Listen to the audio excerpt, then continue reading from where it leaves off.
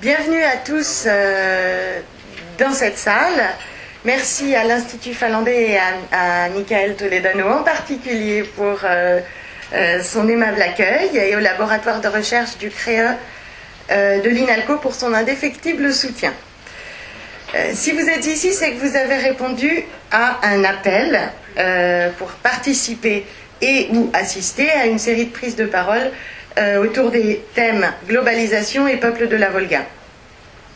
On peut s'étonner du rapprochement des deux expressions, dont les connotations peuvent paraître contradictoires à première vue. En effet, quels que soient les courants de pensée, la globalisation évoque un système unique, un référentiel unique et dominant, alors que les habitants de la Volga sont finno-ugriens, turciques ou slaves, et constituent une mosaïque ethnique, culturelle, linguistique, avec des modes de rapport à l'autre et d'économie domestique bien différents les uns des autres.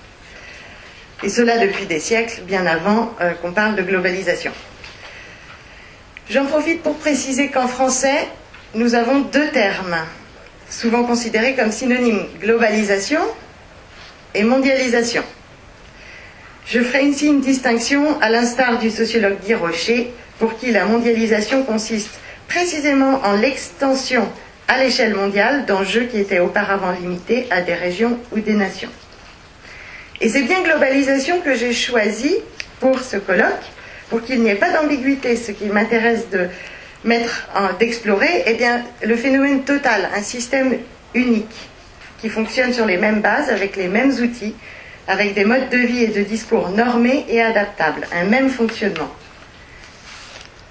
Pourtant, ce colloque n'a pas pour objectif de mettre l'accent sur les méfaits de la globalisation envisagés du point de vue des peuples minoritaires.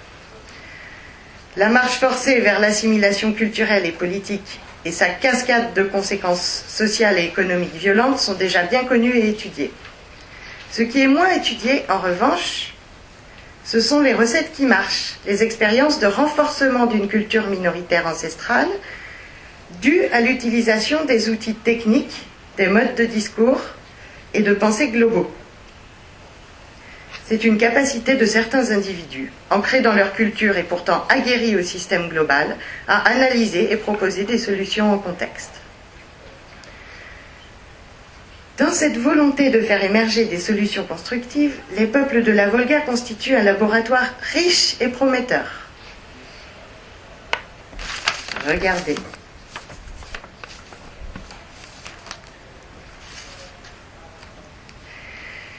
Les peuples finno-ugriens, les peuples turciques et les peuples slaves, ici ce sont leurs républiques éponymes, mais bien sûr, ils sont mélangés. Il y a des Oudmourtes ailleurs qu'en Oudmourtie, il y a des Tatars ailleurs qu'au Tatarstan. C'est vraiment une zone multiethnique.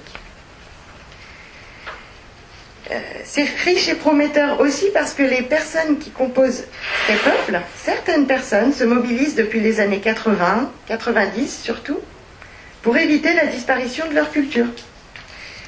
Ils ont réussi à la maintenir, souvent cachée pendant la période soviétique. De nos jours, à la permanence du phénomène d'assimilation à la population russe dominante, dont témoignent les recensements, vient s'ajouter la globalisation. Et pourtant, vous êtes là, du Tatarstan, d'Oudmourtie, du Bachkortostan, de Tchouvachi, de Mariel, pour nous faire part de vos situations et afin que nous échangions nos idées et bonnes recettes de revitalisation.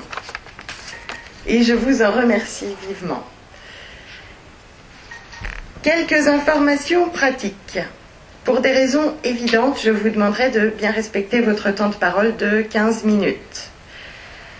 Je demande aussi aux russophones, mais c'est déjà fait, de se réunir afin que l'interprète puisse travailler en chuchotage. Et pour les interventions en russe, il s'agira d'une traduction consécutive, paragraphe par paragraphe.